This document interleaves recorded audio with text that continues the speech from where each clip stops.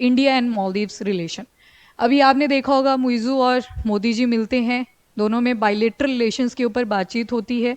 तो GS paper 2 international relations bilateral relation के point of view से इंपॉर्टेंट हो जाता है आपके लिए आर्टिकल।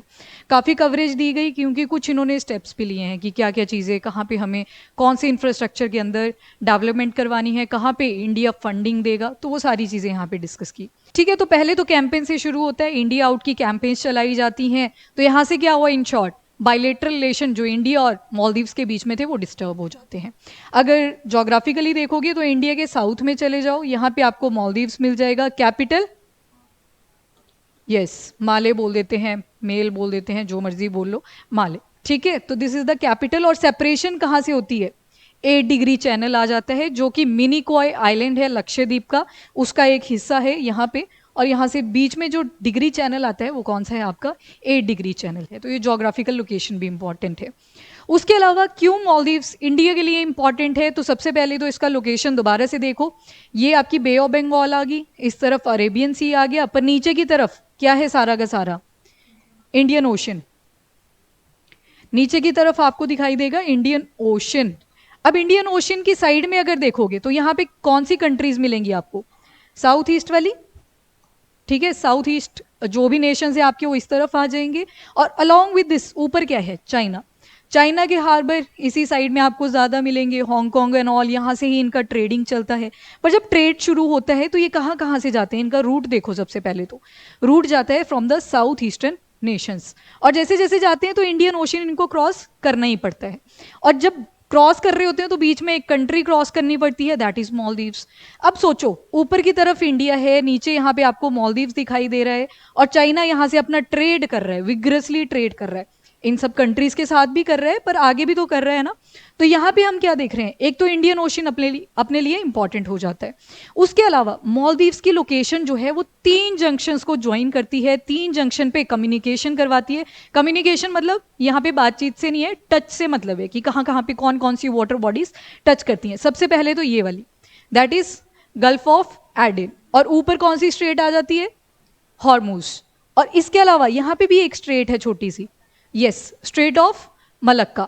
तो ये 3 जो वाटर कम्युनिकेशन चैनल्स हैं वो कहाँ से ज्वाइंड हैं, इनडायरेक्टली मालदीव से। और आपने चाइना की एक स्ट्रिंग ऑफ पर्ल्स करके पॉलिसी सुनी होगी, उसमें वो क्या करते हैं, एक मोतियों की माला बना रहे हैं ताकि इंडिया को कवर अप कर सकें। तो यहाँ से शुरू करिए, हांगकांग से चलते गए कंबोडिया में इन्वेस्टमेंट कर दी, चलते गए म्यांमार में इन्वेस्टमेंट कर दी, यहाँ पे बांग्लादेश आ गया, फिर इंडिया के नीचे श्रीलंका, हम्बनतोटा पोर्ट कितनी बार पढ़ लिया, 100 साल के लिए लीज पे ले लिया हुआ है। यहाँ से निकले और यहाँ पे कौन सी कंट्री आ गई, मालदीव्स। अब सोचो यहाँ से थोड़ी सी अगर इनकी कनेक्टिविटी टूट जाए तो फिर इंडिया के लिए क्या है, एच पॉइंट हो जाता है। तो यहाँ से क्या पता चल रहा है कि मालदीव्स की हमारे लिए कोई ना कोई इंपॉर्टेंस है। उसके बाद China always try to create monopoly, कि ट्रेड में भी मोनोपोली कर लें, हर चीज़ में मोनोपोली कर लें। अब सोचो यहाँ पे अगर ट्रेड रोक दिया जाए उनका, तो आगे के साथ कोई कनेक्टिविटी नहीं बची। अगेन किसकी लोकेशन इंपॉर्टेंट हो जाती है, मालदीव्स की लोकेशन इंपॉर्टेंट हो जाती है। तो इसको बोलते हैं C lens of communication, important C lens of communication, मतलब यहाँ से बहुत सारी कम्युनिकेशन के चैनल्स जुड़े हुए हैं जो आपका मालदीव्स आ जाता है।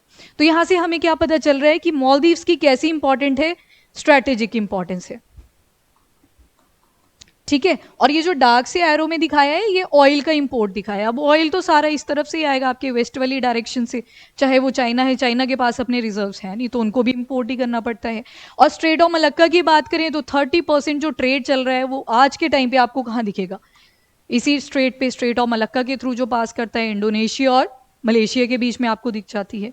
तो यहाँ से हमने ओवरऑल क्या देखा कि मालदीव्स की कितनी इंपॉर्टेंस है। अब इन्वेस्टमेंट की बात करें, बांग्लादेश का आपको पता है, श्रीलंका का आपको पता है, ये देखो सूडान तक ये पहुंच चुके हैं आराम से, और सूडान में भी इन्होंने क्या किया है, पोर्ट वहां पे लीज पे ले लिया हुआ है। तो दिस इज वाई कि जो आपका ये मालदीव्स है ये कितना इंपॉर्टेंट हो जाता है इंडिया के लिए। अब क्या हुआ, क्यों ये इंपॉर्टेंट है, तो हिस्टोरिक अगर रिलेशंस देखें तो पहले 1968 से 2008 का टाइम पीरियड देख लो। 1968 से लेके 2008 तक का जो टाइम पीरियड है, उस टाइम पे यहाँ पे एग्जीक्यूटिव प्रेसिडेंसी चल रही थी। अब एग्जीक्यूटिव प्रेसिडेंसी मतलब पूरी तरह से कैसा रूल मिलेगा आपको, प्रेसिडेंट का, कोई इलेक्शन नहीं होंगे, जो चल रहा है ठीक है, प्रेसिडेंट ही लॉज बनाएगा, प्रेसिडेंट की चॉइस रहेगी ओवरऑल। जैसे इंडिया के अंदर क्या होता है, president works on aid and advice of council of ministers, और प्लस प्राइम मिनिस्टर भी लिख देते हैं, पर उसी में आ जाते हैं वो भी, काउंसिल ऑफ मिनिस्टर्स के अंदर हेड होते हैं, इस वजह से प्लस पीएम लिख देते हैं। पर प्रेसिडेंसी, एग्जीक्यूटिव प्रेसिडेंसी, मतलब साइन भी किसके रहेंगे, प्रेसिडेंट के रहेंगे, चॉइस भी किसकी रहेगी, प्रेसिडेंट की रहेगी। तो 1968 से लेके 2008 का जो टाइम पीरियड है, उस टाइम पे यहाँ पे कोई डेमोक्रेसी नहीं थी। डेमोक्रेसी एस्टेब्लिश करती है 2008। और अगर मुइज़ू से पहले देखें तो एक इब्राहिम सोली, ये वाली जो इमेज है इब्राहिम सोली जी की है, तो इनके फ्रेंडली रिलेशन थे अलॉन्ग विथ इंडिया। पर जब मुइज़ू आते हैं तो मुइज़ू ने कैसी कैसी कैंपेन्स चला दी, इंडिया आउट कैंपेन्स, ठीक है, कि इंडियंस को बाहर निकालो। तो हम बोल सकते हैं ना इंटरनेशनल पर्सपेक्टिव से कि रिलेशन बिगाड़ दिए इंडिया और मालदीव्स के, और स्ट्रेटेजिक इंपॉर्टेंस हमने देख ली। अगर रिलेशन बिगड़ गए पॉलिटिकल सिनारियो में, तो अल्टीमेटली आपकी जो स्ट्रेटेजिक इंपॉर्टेंस थी वो भी कहीं ना कहीं डिस्टर्ब हुई। तो ऑफिशियल विजिट भी कहाँ पे करी इन्होंने, तो तुर्की और चाइना। ऑल्दो इंडिया आना चाहिए था क्योंकि सबसे नज़दीक तो हम ही थे, पर ये कहाँ चले गए जो मुइज़ू साहब हैं आपके, तुर्की और चाइना। पहले टर्की होता था, फिर बाद में नाम चेंज कर दिया, तुर्की ये बन गया था। अभी बुक्स में लिख देते हैं टर्की, पर अब जो स्पेलिंग है वो ये रहेगी, ठीक है, तुर्की है। तो अब क्या इन्होंने किया है वो चीज़ें देखनी है, पर उससे पहले मालदीव्स के इलेक्शन की कैंपेन की बात हमने करी। तो इनका जो इलेक्टोरल सिस्टम है, कैसे ये कंडक्ट करवाते हैं अपने इलेक्शन, तो फ्रांस की ही तरह करवाते हैं, जिसके तहत मान लो अगर 4 पार्टीज हैं, 4 पार्टीज, तो जो विनर होगी वो वही होगी जिसके पास 50% प्लस इलेक्टोरल रेट रहेगा, जिसके पास जो वोट्स हैं वो 50% से ज़्यादा पड़ेंगे। अगर इनके चारों को ही 50 से नीचे के पड़ रहे हैं, तो फिर देखा जाएगा कि कौन सी 2 पार्टीज हैं जिनका परसेंटेज थोड़ा ज़्यादा है। हो सकता है किसी का आपको 25 मिल जाए, दूसरी का 20 मिल जाए, और बाकियों के उससे कम है, तो 25 और 20 वाले लड़ेंगे, फिर उनके बीच में इलेक्शंस करवाए जाएंगे। तो फ्रांस का जो सिस्टम है इलेक्शंस का, वैसे ही मालदीव्स ने भी अडॉप्ट कर रखा है। तो फिर बाद में जो 2 कैंडिडेट्स बचेंगे उनके इलेक्शंस करवाए जाएंगे। तो मालदीव्स का ये इलेक्टोरल सिस्टम। उसके बाद ये पिक्चर देखी होगी आपने कि लक्षद्वीप आए, ठीक है, टूरिज्म पर्पज से ये प्रमोट करने के लिए यहाँ पे चेयर लगाई, बढ़िया, सबने क्या किया, लक्षद्वीप की बुकिंग्स कर ली। तो इनडायरेक्टली क्या मैसेज था, टूरिज्म को प्रमोट करना। पर जब इकोसिस्टम की बात करते हैं लक्षद्वीप की, तो काफ़ी ज़्यादा फ्रेजाइल एरिया है, आपने सुना होगा। इवन जो लोग होते हैं यहाँ पे, लोग भी कैसे जाते हैं, बोट्स के थ्रू अपना सामान वगैरह लेके आते हैं, और लोग भी प्रोटेस्ट कर देते हैं कि हमें ज़्यादा पॉपुलेशन नहीं चाहिए अपने लक्षद्वीप के अंदर। तो मतलब पॉल्यूशन से बचने के लिए यहाँ पे ज़्यादा कनेक्टिविटी नहीं है, जो लोग हैं वो प्रोटेस्ट क्रिएट कर देते हैं। बट स्टिल मालदीव्स की तरफ से क्या हुआ था, डेरोगेटरी स्टेटमेंट्स आई। उनके जो डेप्यूटी मिनिस्टर्स हैं उन्होंने गलत गलत लिख दिया कि ये तो गलत बात है कि मालदीव्स को आउट करने की ट्राई करी जा रही है। यहाँ पे ऐसे थोड़ी बोला था, यहाँ पे तो सिर्फ पिक्चर लगाई कि लक्षद्वीप भी घूमो, अच्छी जगह है देखने के लिए। आपको यहाँ पे कॉरल रीफ्स मिलते हैं, काफ़ी ब्यूटीफुल होते हैं। की है किसी ने कभी सी डाइविंग, फोटोज तो देखी होंगी, ठीक है, काफ़ी सुंदर होता है समंदर के नीचे का व्यू, तो वो लक्षद्वीप में भी आपको दिखेंगे। और पानी की जो क्वालिटी मिलेगी वो बहुत साफ है, यहाँ पे पॉल्यूशन वगैरह नहीं है। तो पहली तो क्या चीज़ हुई कंट्रोवर्सी की, नंबर 1 ये पिक्चर आती है, वहाँ से डेरोगेटरी स्टेटमेंट्स आ जाती हैं, बहुत गलत गलत वर्ड्स यूज़ किए थे प्राइम मिनिस्टर के लिए। और सोचो किसी कंट्री के प्राइम मिनिस्टर के ऊपर आप पॉइंट आउट कर रहे हो, तो आपको लगता है आपका टूरिज्म प्रमोट होगा। जितनी भी बुकिंग्स हो रखी थी मालदीव्स की, सीधा डिक्लाइन, मतलब जितने भी इंडियंस थे सभी ने उसको कैंसिल करवा दिया एट द सेम टाइम, जैसे ये डेरोगेटरी स्टेटमेंट्स आती हैं from the Maldivian deputy ministers. उसके अलावा इन्होंने क्या बोला, जो मुइज़ू हैं, कि ये जो ट्रूप्स आपने डिप्लॉय करे हुए हैं, जो इंडियन ट्रूप्स मालदीव्स के अंदर थे, इनको यहाँ से विड्रॉ करवाओ। तो अगेन ये भी नेगेटिव इम्पैक्ट डाल रहा है आपके बायलैटरल रिलेशंस के ऊपर। अब जो है करंट स्टांस अगर आप देखोगे तो अब थोड़ा सा पता चल गया कि चाइना के साथ खिचड़ी नहीं बनने वाली, प्रॉपर दाल नहीं गलेगी, that is the more accurate adage I think.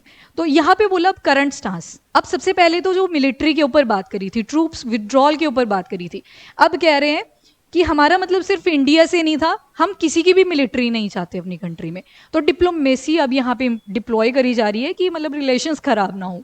और दूसरा क्या रीज़न है, इकोनॉमिक कोलैबोरेशन। जितनी भी आपकी बड़ी बड़ी फाइनेंशियल इंस्टीट्यूशंस हैं उन्होंने बोल दिया है मालदीव्स को, भैया आपकी क्रेडिट रेटिंग बहुत नीचे जा चुकी है क्योंकि आपके ऊपर कर्जा बढ़ चुका है। अभी बताती हूँ इन टर्म्स का मीनिंग, आगे बताती हूँ थोड़ा सा, पर अभी के लिए ये ध्यान में रखो, डेट इंक्रीज हो गया इनके ऊपर, कर्जा इंक्रीज हो गया। चाइना से इनको अब ज़्यादा उम्मीद है नहीं, इसलिए मिल गए किससे, प्राइम मिनिस्टर मोदी जी से, मतलब इंडिया के साथ कोलैबोरेशन कर लिया कि हमें चाहिए अब थोड़ा सा इकोनॉमिक सपोर्ट। फॉरेक्स रिजर्व्स की अगर बात करें, इनका फॉरेक्स रिजर्व भी कम हो चुका है। अब ये फॉरेक्स रिजर्व क्या है, तो टर्म को तोड़ लो पहले तो। फॉर और एक्स मतलब फॉरेन एक्सचेंज। अगर आपको बाहर से किसी दूसरी कंट्री से अगर आपको कुछ परचेजिंग करनी है, ये अगर इंडिया है यहाँ पे, अगर हमें किससे परचेज करना है, कुछ मान लो सऊदी अरेबिया से कुछ परचेज करना है, तो हमारे पास रिजर्व्स होते हैं, फॉरेक्स होता है। इसी एसेट को यूज करके हम यहाँ से परचेजिंग करते हैं। बेसिकली जब भी हमें कुछ इंपोर्ट करना है, बाहर की कंट्री से कुछ खरीदना है, तो वहां पे कौन सा फंड जो रिजर्व है वो यूज होता है आपका, फॉरेक्स वाला, ठीक है, फॉरेक्स रिजर्व बोल देते हैं। अब ऐसे नहीं है कि सिर्फ पैसे की फॉर्म में होता है, या करेंसी भी हो सकती है, फॉरेन करेंसी, यूएस डॉलर हो सकते हैं, यूरोज आ जाएंगे, एंड येन आ जाएगा। येन किसकी करेंसी आ गई, जापान। जापान। चाइना की क्या है, चाइना की क्या है, रेमिनबी। येन आपके जापान की आ जाती है। उसके अलावा गोल्ड के बारे में आपने सुना होगा, तो गोल्ड जो होता है वो भी यहाँ पे एसेट की फॉर्म में यूज हो सकता है, क्योंकि वैल्यू तो एक जगह पे चेंज हो रही है तो सभी जगह पे चेंज होगी। एंड आपकी स्पेशल ड्राइंग राइट्स आ जाते हैं। अब ये जो स्पेशल ड्राइंग राइट्स हैं, इनके बारे में भी देख लो थोड़ा सा। इसको आईएमएफ ने बनाया था। क्यों बनाया था, एक पहले तो देख लो, इंटरनेशनल रिजर्व एसेट है, और इसको बनाया क्यों गया था कि अगर किसी कंट्री में बैलेंस ऑफ पेमेंट की प्रॉब्लम है। अब ये बैलेंस ऑफ पेमेंट क्या होता है, बैलेंस ऑफ पेमेंट में दो चीजें देखी जाती हैं। एक देखा जाएगा आपका इंपोर्ट, ठीक है, इस तरफ को, और दूसरा देखा जाएगा एक्सपोर्ट, मतलब कंट्री ने क्या खरीदा क्या बेचा। उन दोनों की रिसिट्स जो होती हैं, दैट इज द बचा कितना, उन दोनों का जो डिफरेंस आएगा, इंपोर्ट और आपका एक्सपोर्ट, दोनों का जो बैलेंस आएगा, that is your balance of payment. फिर आप बोलते हो ट्रेड डेफिसिट है या ट्रेड सरप्लस है, वो डिपेंड करता है हमने इंपोर्ट कितना किया, एक्सपोर्ट कितना किया, और जो बच गया वो क्या रह गया आपका, बैलेंस ऑफ पेमेंट। अब कोई डेफिसिट में ही चल रहा है, तो डेफिसिट में चल रहा है, उसको ऑब्वियसली लोन लेना पड़ेगा, वो चाहे किसी कंट्री दूसरी कंट्री से इन्वेस्टमेंट करवा ले या किसी बैंक से ले ले। तो वहां पे क्या देखने को मिलती है, पेमेंट ऑफ, ये जो बैलेंस ऑफ पेमेंट प्रॉब्लम्स होती हैं, बीओपी भी जिसको आप लिखते हो, वो देखने को मिलती है। तो ऐसी कंट्री जिनका बैलेंस ऑफ पेमेंट प्रॉब्लम चल रहा होता है, उसको कौन हेल्प कर देता है, आपका आईएमएफ हेल्प कर देता है। और किसके तहत, एसडीआर, स्पेशल ड्राइंग राइट्स। इसमें एक कोटा सिस्टम होता है, कंट्री की इकोनॉमी कितनी है उसके बेसिस पे हर एक कंट्री का अलग अलग कोटा चलता है। जैसे इंडिया की अगर बात करें तो हमारा 4158 मिलियन डॉलर्स का है यहाँ पे अभी, ठीक है। वेरी कर सकती है वैल्यू टाइम टू टाइम, क्योंकि इसको डेली कैलकुलेट करते हैं ये लोग। वैल्यू में अगर करेंसी के अंदर वैल्यू चेंज हो रही है तो ये डेली इसको कैलकुलेट करते हैं, तो एसडीआर की वैल्यू चेंज होती रहती है। और जिस कंट्री का जितना कोटा होगा उस हिसाब से उसको पैसे दे दिए जाते हैं, इन शॉर्ट रिजर्व्स दे दिए जाते हैं। कौन कौन सी मेन यहाँ पे करेंसीज रहती हैं, तो आपको पता है जो ज़्यादा डेवलप्ड हैं वो वाली आ जाएंगी। एक तो यूएस डॉलर आ जाता है, दूसरा यूरो आ जाता है, जापानीज येन आ जाता है, और ब्रिटिश पाउंड आ जाता है, पर चाइनीज रेनमीबी भी आ जाती है। क्यों आती है, क्योंकि सबसे फास्ट डेवलप कर रहे हैं, ठीक है। तो ये इनकी मेन करेंसीज रहती हैं। उसके अलावा टूरिज्म एंड ट्रेड रिलेशंस। अब मालदीव्स की जो ज़्यादातर इकोनॉमी है, अराउंड 36% जो उनकी इकोनॉमी है वो टूरिज्म के ऊपर डिपेंडेंट है। टूरिज्म डे कब होता है, वर्ल्ड टूरिज्म डे, वो भी ध्यान में रखेंगे, सितंबर 27। और आज क्या है, world food day, very good, आज वर्ल्ड फूड डे है, ठीक है। तो उसके ऊपर बहुत सारे आर्टिकल्स भी आ रखे हैं। एनीवे, तो टूरिज्म एंड ट्रेड रिलेशन, तो यहाँ पे देखो टूरिज्म जो था वो ठप हो गया था मालदीव्स का एकदम से, जैसे ही ये सारी कैंपेन्स एंड ऑल चली थी। And commitment to security cooperation. अब मुइज़ू साहब कहते हैं कि इंडिया की सिक्योरिटी और सॉवरेंटी के ऊपर अगर क्वेश्चन आएगा तो उसका हम पूरा ध्यान रखेंगे जब दूसरी कंट्रीज के साथ कोऑपरेशन करेंगे। मतलब चाइना के साथ अभी भी करेंगे ये बात, ऐसा नहीं है कि बिल्कुल ही छोड़ दिया, पर क्या बोला कि जो सिक्योरिटी है इंडिया का उसको हम बिल्कुल मद्देनजर रखेंगे। Emphasis on strong bilateral relations, maritime के सेक्टर में, डिफेंस के सेक्टर में, टूरिज्म के सेक्टर में, ट्रेड के सेक्टर में, सब जगह पे हम कोऑपरेशन करेंगे। ये होते हैं आपके कोरल्स, काफ़ी सुंदर होते हैं ना। एक फाइलम पढ़ा होगा आपने, पूछ लेते हैं इसके ऊपर भी क्वेश्चन, वो भी ध्यान में रखना। एक फाइलम आता है निडेरिया करके, तो उसमें ये एग्जाम्पल रहता है कोरल्स का, अभी के लिए बस याद रख लो, फाइलम निडेरिया। अब बोला क्या इनको कि आपका जो क्रेडिट रेटिंग है वो डिक्रीज कर रहा है। अब देखो ये जो क्रेडिट रेटिंग होती है दो फैक्टर्स पे डिपेंड करेगी। क्रेडिट रेटिंग, एक तो पता चल रही है कि रेटिंग करी गई है किसी के ऊपर, ठीक है, मतलब 1 स्टार दोगे, 2 स्टार दोगे, 3 स्टार या 5 स्टार, वो चीज़।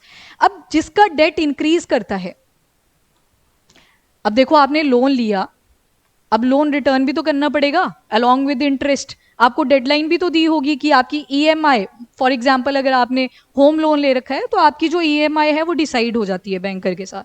उन्होंने बोल दिया कि इस तारीख को आपने अपनी जो ईएमआई है वो डिपॉजिट करवा देनी है। मान लो ड्यू टू सर्टेन रीजन, मान लो आज क्या डेट है, 16 है, 16 की जगह पे वो एक्सटेंड कर गया 25 तक कि दे दूंगा, थोड़े दिनों में दे दूंगा। तो यहाँ से जो फॉल करता है वो करता है उनकी क्रेडिट रेटिंग। कल को दोबारा से अगर उनको लोन चाहिए होगा तो लेने में बहुत दिक्कत आती है, क्योंकि वहां पे पहले सबसे पहले क्या चेक करा जाता है, क्रेडिट रेटिंग, कि इसने जो पिछला लोन लिया था क्या वो टाइम से रिटर्न किया था या नहीं किया था।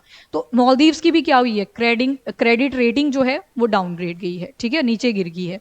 तो दैट्स वाई इन्होंने क्या बोला इंडिया को कि हमें थोड़ा सा कर्जा वगैरह है वो वापस करना है, तो हमारी हेल्प कर दो। और इंडिया ने कैसे हेल्प करी है वो भी देख लेते हैं।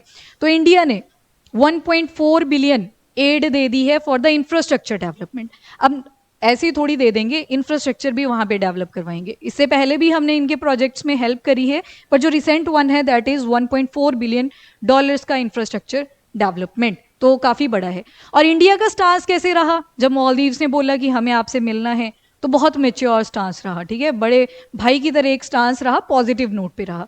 तो उन्होंने नॉर्मल तरीके से बात करी, ऐसे वो जो डेरोगेटरी स्टेटमेंट वाले जो लॉजिक्स थे, जैसे चाइना करता है ना, तूने मुझे ऐसे बोला था मैं तो नहीं करता अब तेरी हेल्प, वैसे वाला नहीं कुछ हुआ, तो मेच्योर स्टांस था। स्ट्रेटेजिक इंपॉर्टेंस आपने देख ली, इंडियन ओशन देख लिया, कम्युनिकेशन कितनी सारी जगह पे आपको देखने को मिली, तो वो इंपॉर्टेंस आ जाती है। इसके अलावा अभी जो रिसेंट विजिट हुई है उसकी और क्या क्या आउटकम्स आए हैं, सबसे पहला तो पार्टनरशिप, कि हम अच्छे रिलेशन बनाएंगे, म्यूचुअल रिस्पेक्ट देंगे एक दूसरे को। देन इनकी एक कोस्ट गार्ड शिप है जिसका नाम है हुरावी, ठीक है, एक वेसल है, ये काफी बड़ी है। और ये जो हुरावी है यहाँ पे बोला है कोस्ट गार्ड शिप रेफिट। अब यहाँ पे दो शब्द आएंगे, वन इज योर रेफिट एंड दूसरा है ग्रेटिस। इंडिया ने बोला ये जो आपकी हुरावी है इसकी हम रिपेयर भी करेंगे, मेंटेनेंस भी करेंगे, और अगर इन केस कोई टेक्नोलॉजी नई इसमें ऐड हो सकती है वो भी ऐड करवा देंगे। तो दैट इज रेफिट, कि हमने अश्योर कर दिया उनको कि मेंटेनेंस भी कर लेंगे, रिपेयर भी करवा देंगे, और जो भी मतलब टेक्नोलॉजी अपडेट हो रही है वो सारा यहाँ पे अपग्रेडेशन करवा देंगे। और साथ में लिखा ग्रेटिस, ग्रेटिस मतलब ये जो भी काम करेंगे वो फ्री ऑफ कॉस्ट करेंगे, कोई चार्जेस नहीं लिए जाएंगे आपसे इससे, ठीक है। तो दैट इज द एक और जो इसकी आउटकम आई है अभी रिसेंट वाली इंडिया और मालदीव्स के कॉन्टेक्स्ट में। रुपे कार्ड का लॉन्च कर दिया मालदीव्स के अंदर। उसके बाद एक एयरपोर्ट है हानी माधु इंटरनेशनल एयरपोर्ट, मालदीव्स का है। कुछ ऐसा इसका इंफ्रास्ट्रक्चर डिजाइनिंग करी गई है कि एक तरफ एयरपोर्ट रहेगा दूसरी तरफ हार्बर रहेगा, मतलब शिप्स वगैरह आएंगी। तो यहाँ पे भी हमने क्या किया है, इनॉग्रेशन करवा दी है। Then handing over of 700 social housing units. अब हाउसिंग वर्ड आ चुका है, तो मतलब अफोर्डेबल घर प्रोवाइड करे जाएंगे उन लोगों को जो मालदीव्स के अंदर कैसे हैं, लोअर इनकम इंडिविजुअल्स, और उनकी फैमिलीज को घर प्रोवाइड करे जाएंगे। किसके थ्रू करवाए जाएंगे, तो बैंक भी तो होगा ना, तो bank is Exim bank, US में है, और इसके हेडक्वार्टर्स कहां पे मिलेंगे आपको, वॉशिंगटन डीसी, ठीक है। एक्जिम नाम पे जाओ, एक्जिम एक्सपोर्ट और आई फॉर इंपोर्ट, और आपका आ जाएगा bank, I am for import and E x for export, तो एक्सपोर्ट इंपोर्ट बैंक आ जाएगा ये। तो इसको क्यों बनाया गया है, एक फाइनेंशियल इंस्टीट्यूशन है, यानी कि आप यहां से पैसे ले सकते हो, और इंटरनेशनल ट्रेड और इन्वेस्टमेंट को ये काफी सपोर्ट करता है, मतलब एक तरह से फ्लेक्सिबिलिटी प्रोवाइड कर देता है कि हम आपको डेडलाइन दे देते हैं, चलो आप नोन हो हमारे तो थोड़ा सा लेट रिटर्न कर देना आप जो भी लोन ले रहे हो along with the interest. Buyers credit facility, अब फ्लेक्सिबल है तो बायर भी किस तरफ जाएगा, ज्यादा एक्जिम बैंक की तरफ चला जाएगा कि ठीक है वहां पे हमें थोड़ी फ्लेक्सिबिलिटी मिल जाती है, तो वहां पे इसको ऑप्शन को ले लेते हैं।